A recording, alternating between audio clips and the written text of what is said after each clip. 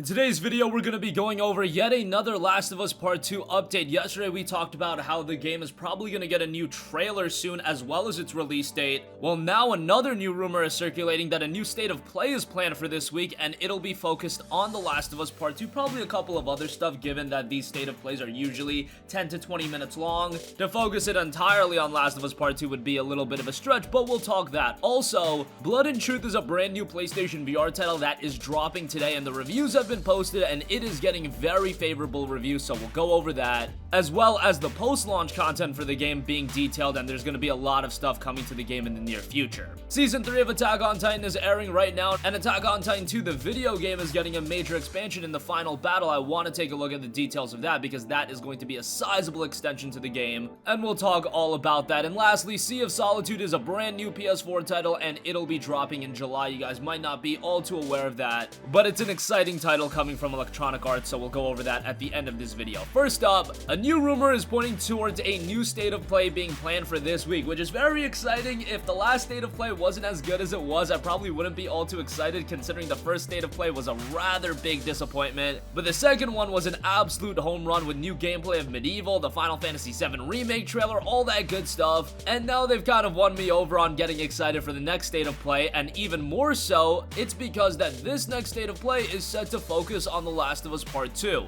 One of the Spanish sites that claimed that The Last of Us Part 2 will be getting a release date reveal this week has doubled down. Now the website is saying that there really is a state of play live stream happening in just a couple of days, specifically on Thursday, May 30th. The broadcast is also set to focus on The Last of Us Part 2 with gameplay on the title, as well as a release date for it, and the game is set to come out sometime in November. Now this seems to make a lot of sense to me. However, given the fact that it's already May 28th and we've heard nothing about a brand new state of play, I am questioning a little bit, are they just gonna announce a state of play and then roll it out quickly thereafter? I mean, they can absolutely do that. It's just something that they're gonna post online, and I've always been of the mindset that, hey, just announce something and then do that thing shortly thereafter. It's kind of on a greater scale when I talk about game releases, but I'm not a big fan of games getting announced years ahead of time and then you only get the release of that game years after the announcement.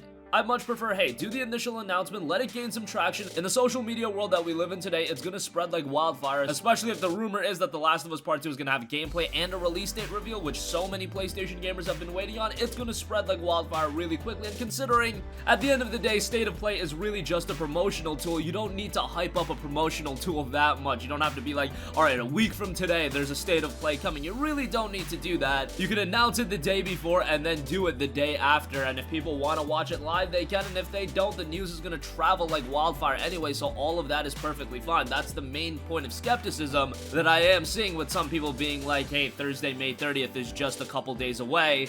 Are we really gonna have a state of play? Well, I offer you the fact that it's really not a big deal if Sony hypes it up or not. That's just my 2 cents. However, I've always been of the mindset that The Last of Us Part 2 will be released this year. I know some of you guys have been growing to be a little bit skeptical based on the fact that it's almost June and we've still yet to hear about this game's official release date. However, given that the fact that it's almost June and we've still yet to hear anything about the official release date of the game, but we should get clarity on it very soon, and given that Sony won't be at E3, I think the best case scenario would be to do the announcement and the revelation before E3 rather in the huge minefield that is E3. I mean, The Last of Us Part 2 is a big game and it's going to gain traction regardless, but why not just do the release date revelation when there isn't so much else going on? Again, that's just my 2 cents, but do expect a state of play this week. Let's hope that comes to fruition. Alright, moving on from that, the PlayStation VR just had another compelling exclusive released in Blood and Truth, and this was a game that I was talking about quite a bit. I wasn't exactly sure on how it would turn out, but the reviews are coming in and they're looking very strong. Currently, it's got an 81 on Metacritic, which is very good, all things considered. WCCF Tech gave it a 9 out of 10, saying Blood and Truth is a fantastic roller coaster ride from beginning to end, coupling together an actually decent crime story along with two-handed gunplay that could only work in VR. Destructoid gave it a 7.5 out of 10. No, it's not the best showcase for how far the VR industry has come as a whole, but it's the type of popcorn project I'd like to see more of from a major publisher in the space. So while they weren't glowingly positive about the game, they still said pretty good stuff about it. And again, it's got an 81 on Metacritic.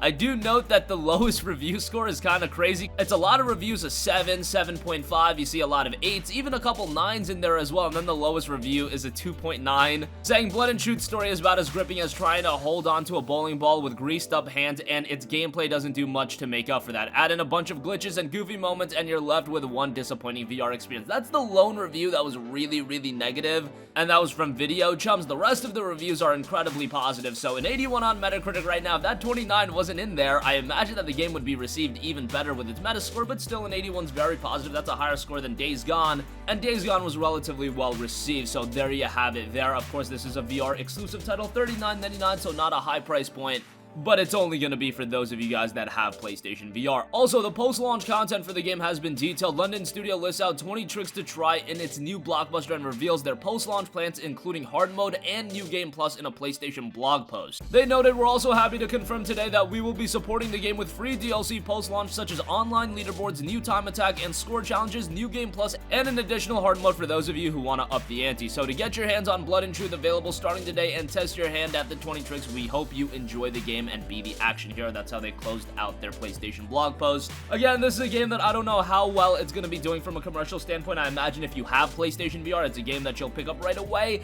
and it's great to see that Sony has actually been very committed to PSVR. That's what I was really skeptical about going into the release of PSVR.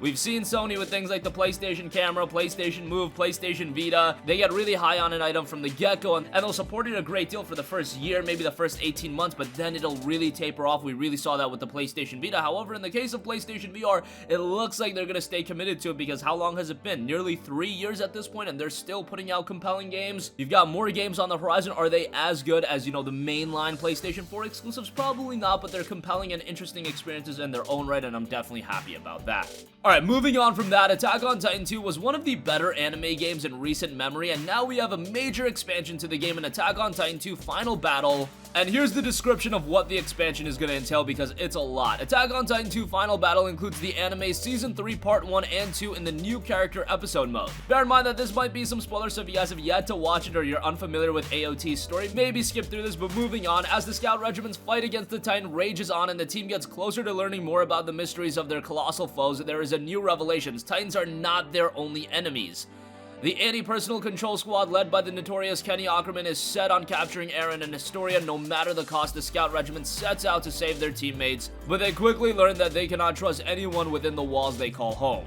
Fans will be able to experience this epic narrative through 3 different viewpoints: the Scout Regiment, the 104 Cadets, and the Warriors, focusing on Reiner, Berthold, and Zeke. Not only will Attack on Titan 2 Final Battle allow players to relive the exciting battles from the anime, but it will also allow them to experience extra plot points not featured in the show. Playing through these episodes provide greater context to what characters were doing behind the scenes of the main action. There's a lot of screenshots that have also been revealed. Attack on Titan 2 Final Battle will be released as a standalone game, where you can get the base game and the Final Battle expansion in one package for $60. Otherwise, it will be released as an expansion if you already own the main game. Attack on Titan 2 Final Battle is coming July 5th for PlayStation 4, Xbox One, Switch, and PC. It is noted that it's going to have a demo in Japan. Unfortunately, it hasn't been noted if that's going to come stateside, but you'll be able to play the full game come July 5th.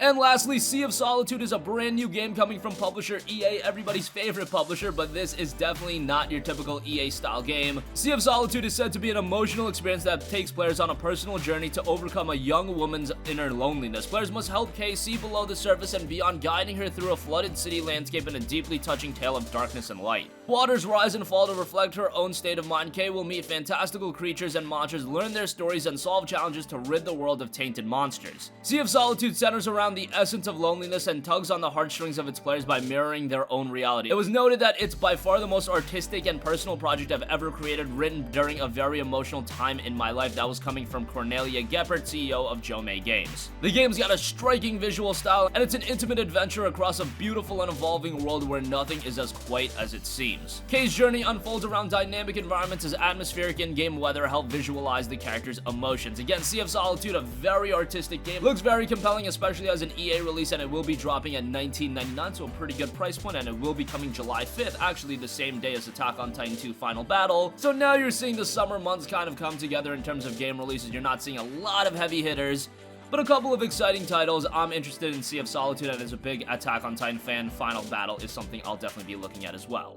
And that's gonna conclude this video. Again, it looks like a new state of play is scheduled for this week, and it will be focusing on The Last of Us Part 2. Blood and Truth has an 81 on Metacritic, very good score for that. Post-launch content is coming. Attack on Titan 2 Final Battle has been detailed, and that'll be dropping July 5th, and also dropping on July 5th is Sea of Solitude. That looks to be a pretty interesting title.